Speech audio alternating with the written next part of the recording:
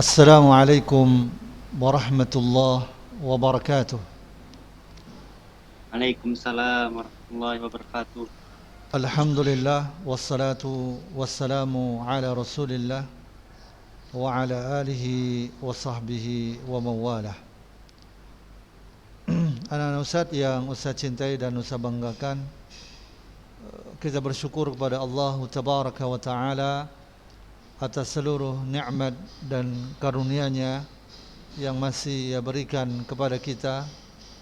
Kemudian salawat dan salam kepada Rasulullah sallallahu alaihi wasallam dan seluruh para sahabatnya serta para pengikutnya sekalian.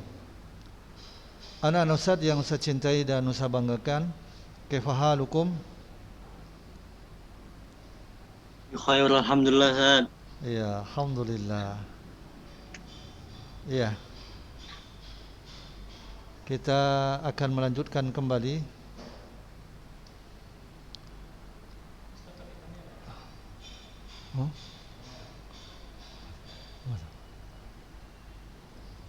Iya. Ya, anak-anak Ustaz yang saya cintai dan saya banggakan, kita lanjutkan pembahasan kita ya sampai ya kita pembahasan hadis yang ke-32 ya, yaitu tentang Islam melarang setiap yang membahayakan dan merugikan. Itu hadis dari Abu Sa'ad bin Malik bin Sinan Al-Khudri radhiyallahu an, bahwasanya Rasulullah sallallahu alaihi wasallam bersabda, la dharara wa la dhirar. Ya, tidak boleh ada bahaya dan tidak boleh membahayakan orang lain. Tidak boleh ada bahaya dan tidak boleh membahayakan orang lain. Hadis ini berderajat hasan, ya, diriwayatkan oleh Ibnu Majah, Ad-Darqutni dan selainnya. Dan di dalam riwayat Al-Hakim dan Al-Baihaqi ada tambahan man darrahu Allah wa man syaqqa Allahu alaihi. Barang siapa yang membahayakan orang lain, maka Allah akan membalas bahaya kepadanya. Dan barang siapa menyusahkan atau menyulitkan orang lain, maka Allah Subhanahu wa taala akan menyulitkannya. Anak-anak Ustaz yang Ustaz cintai, apa yang disebutkan oleh Nabi sallallahu alaihi wasallam, la dharar, tidak boleh membahayakan, yakni tidak boleh seorang ya dari kita membahayakan orang lain dengan tanpa hak, dan tidak boleh pula memulai kejahatan kepadanya. Dan Nabi sallallahu alaihi wasallam menyebutkan wala dhirar, ya, yakni jangan membalas bahaya orang yang membahayakanmu.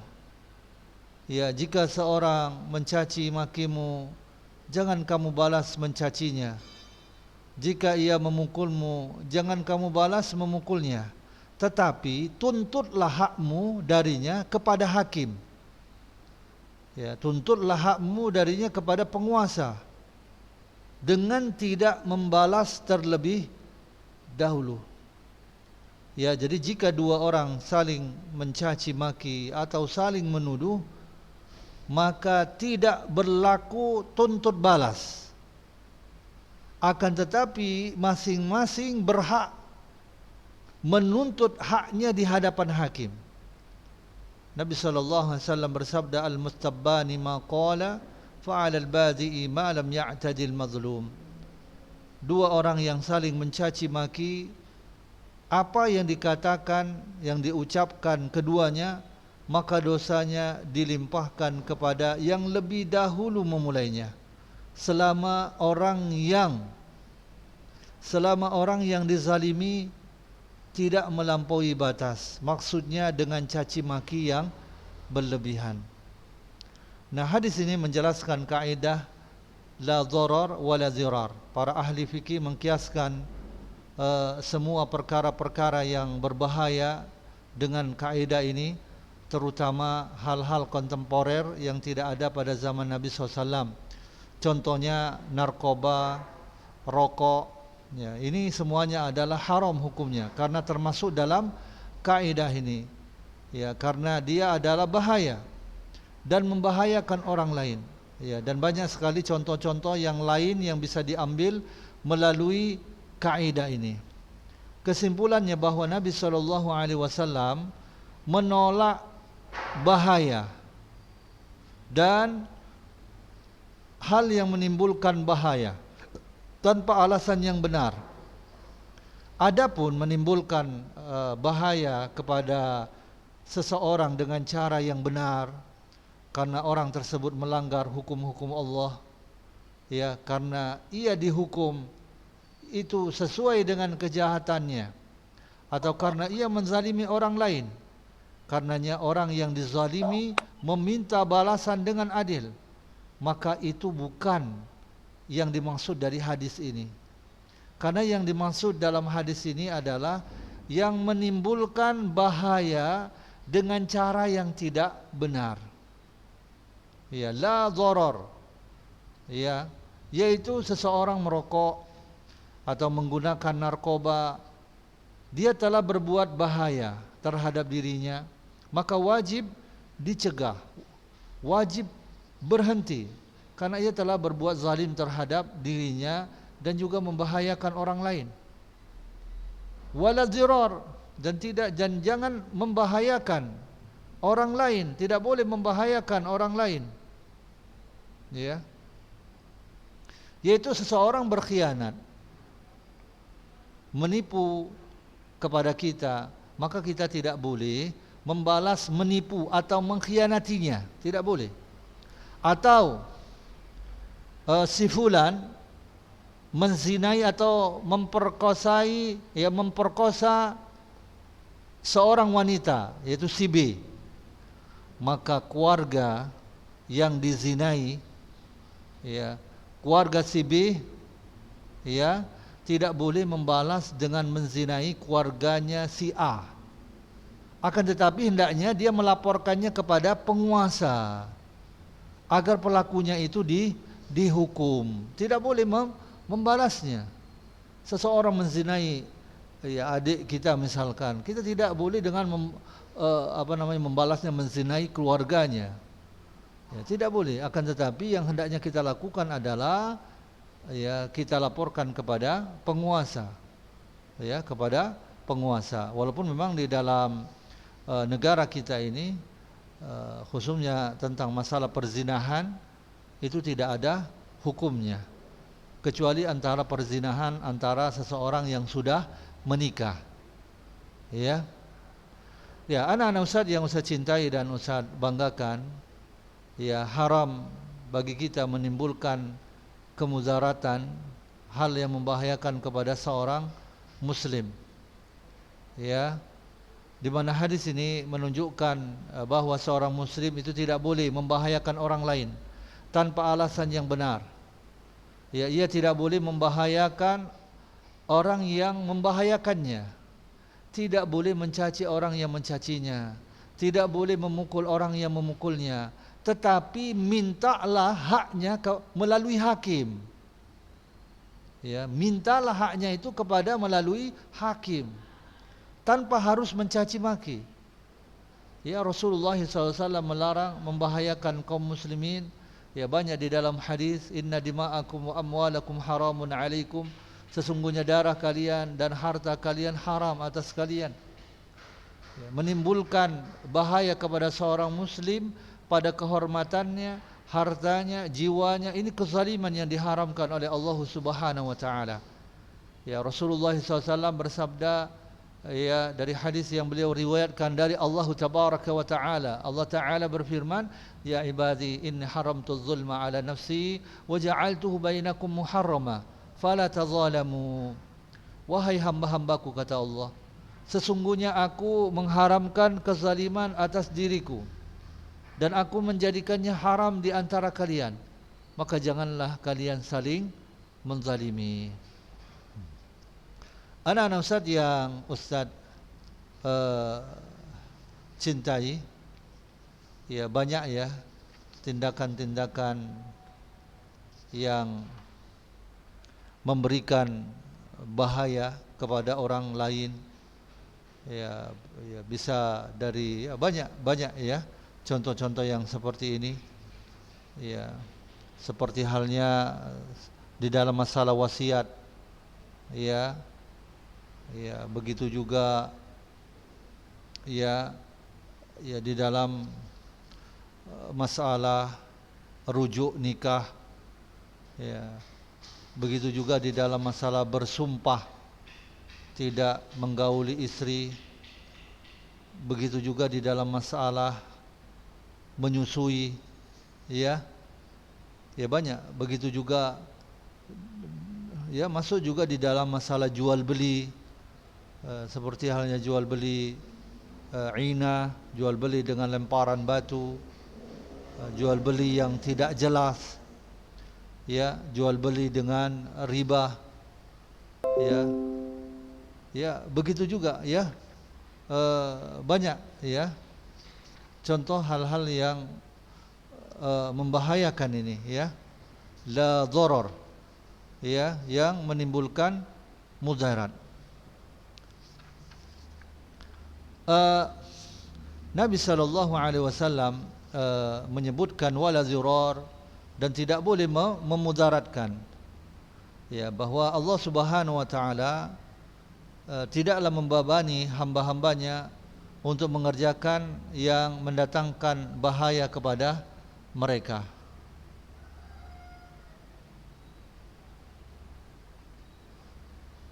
Ya. Karena apa saja yang dia perintahkan kepada mereka adalah benar, ya, yang adalah memang benar-benar adalah merupakan benar-benar kebaikan bagi agama dan juga dunia mereka. Dan serta apa saja yang dilarang oleh Allah Subhanahu wa taala, ya, dari mereka, ini benar-benar merupakan kerusakan agama dan juga dunia mereka. Ya, dan Allah Subhanahu wa taala juga tidak memerintahkan hamba-hambanya kepada sesuatu yang di dalamnya terdapat bahaya, ya, terhadap badan mereka. Oleh karena itu, ya bersuci dengan air, ya itu dihapus bagi orang sakit, ya bagi orang sakit. Ya, Allah Subhanahu wa taala berfirman, yuridullahu bikumul yusra wa la yuridu bikumul usra. Allah menghendaki kemudahan bagimu dan tidak menghendaki kesukaran bagimu. Ya, begitu juga ketika Nabi SAW ditanya oleh Ibnu Abbas, agama apakah yang paling dicintai oleh Allah? Nabi SAW menjawab, Al-Hanifiyah As-Samha, itu agama yang lurus dan mudah. Nabi SAW bersabda, Inni ursiltu bihanifiyatin samha, sesungguhnya aku diutus dengan membawa agama yang lurus dan mudah. Ya. Nah, anak-anak Ustadz yang Ustadz cintai dan Ustadz banggakan, di dalam kaidah usul fiqh, ya, dan ini diambil dari hadis tadi, la dharara wa la zirar, tidak boleh membuat kemudaratan dan tidak boleh membalas kemudaratan, adalah kaidah usul. Contohnya, seseorang yang hartanya dirusak orang lain, maka tidak boleh membalas dengan merusak harta orang tersebut, karena tindakan ini tidak mendatangkan manfaat, justru memperluas kemudaratan. Ia hanya boleh menuntut agar orang yang merusak hartanya mengganti senilai kerusakan itu. Ya, maka dari kaidah ini, maka muncullah kaidah-kaidah yang cabang, yang muncul dari kaidah la dharara wala dhirar.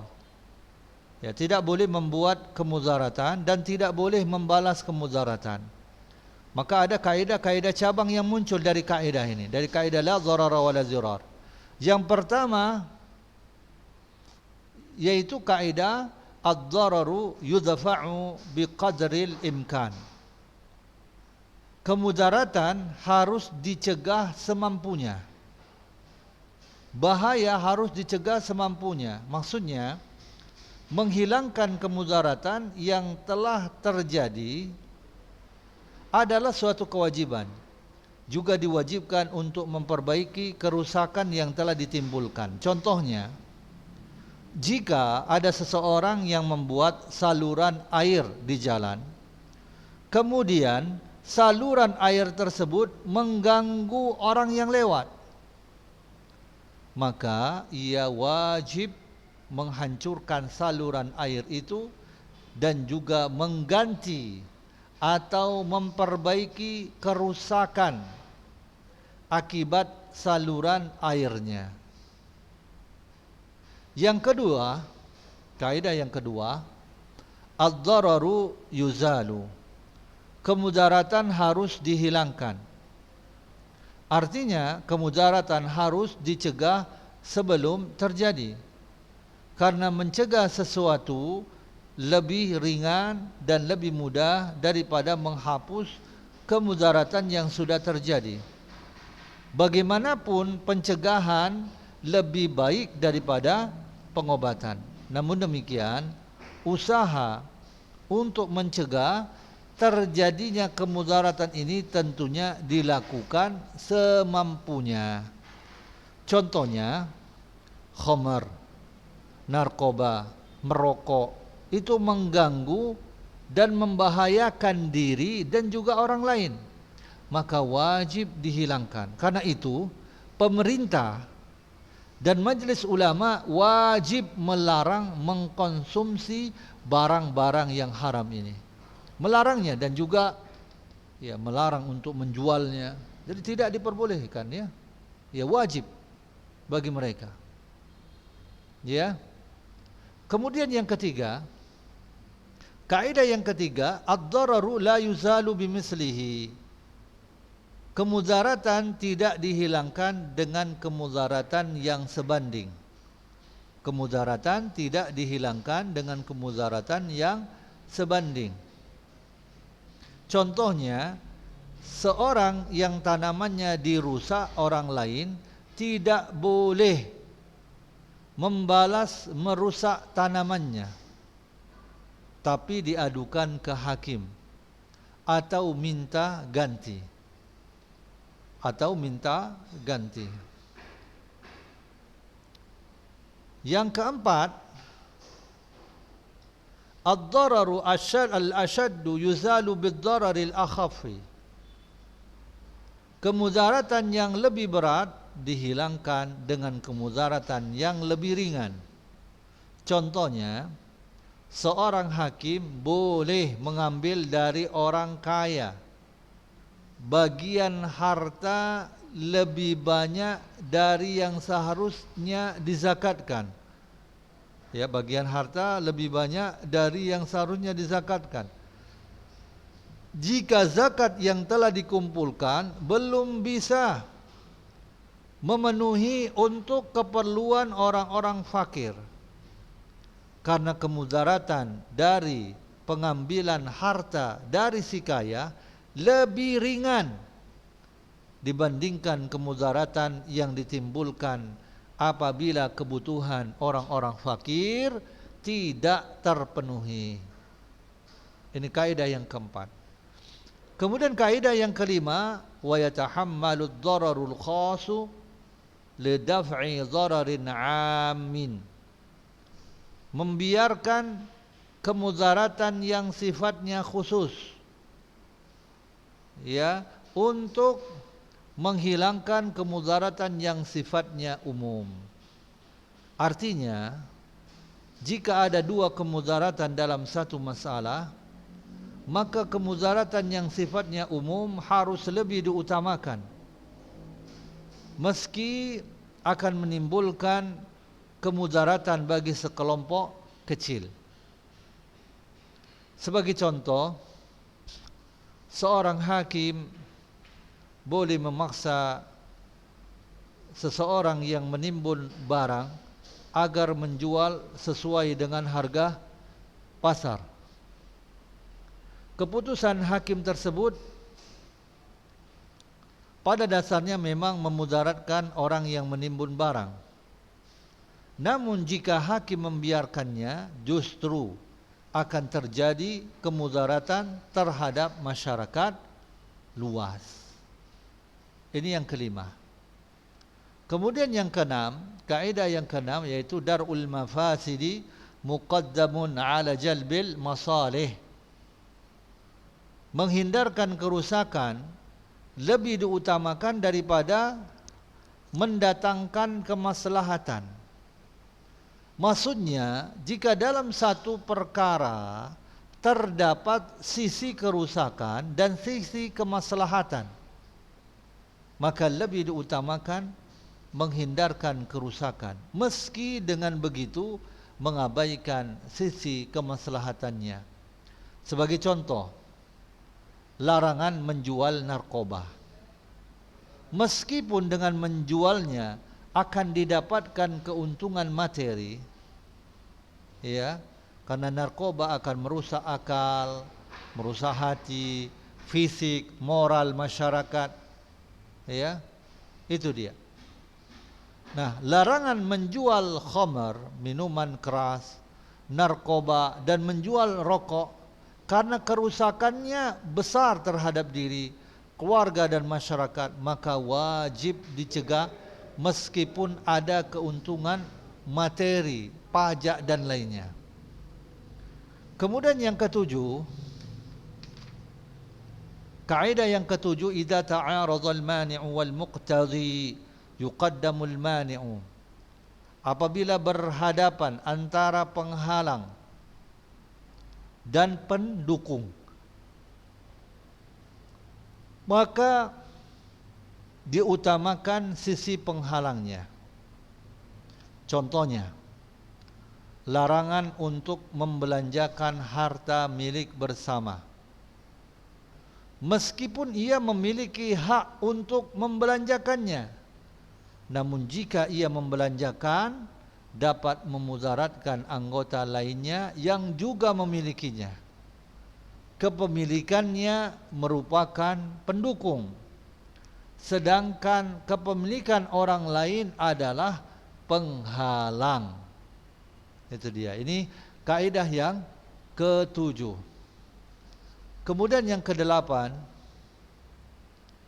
kaidah yang kedelapan adalah ad-dararu la yakunu qadiman. Kemudaratan yang ada tidak dapat dibiarkan karena lebih dulu ada. Kemudaratan yang ada tidak dapat dibiarkan karena lebih dulu ada. Hal ini dikarenakan semua jenis mudarat harus dihilangkan. Tidak peduli apakah kemudaratan tersebut lebih dulu ada atau tidak. Sebagai contoh, seseorang yang memiliki jendela, ya, berhadapan dengan tanah kosong milik orang lain. Kemudian di atas tanah kosong itu didirikan bangunan, sehingga jendela yang lebih dulu dibangun tepat menghadap rumah yang baru dibangun,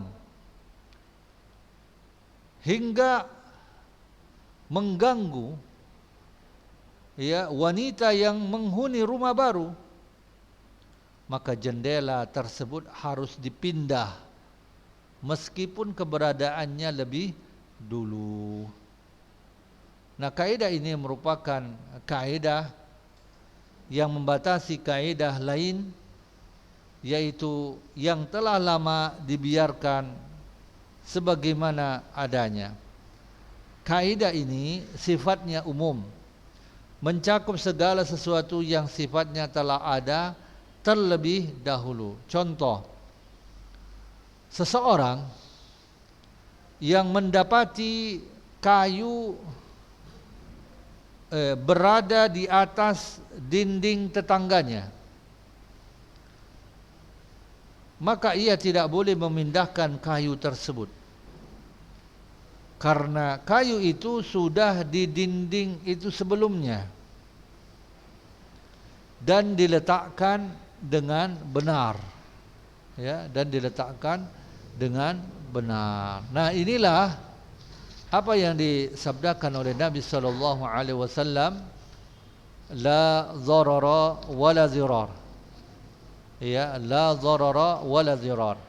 Tidak boleh ada bahaya dan tidak boleh ia membahayakan orang lain. Ya, anak-anak Ustaz yang Ustaz cintai, ya, inilah pembahasan kita pada hari ini berkenaan tentang hadis yang ke-32, ya, yang mana ini adalah merupakan hadis yang sangat agung dan banyak faedah yang bisa diambil dari hadis ini, ya. Bisa antum lihat di dalam buku antum, ya, ya, faedah-faedah yang bisa diambil dari hadis ini. Ya, waktu kita, ya, ini ada tinggal berapa ya? 3 menit lagi ya. Ada yang ingin bertanya dari apa yang saya sampaikan?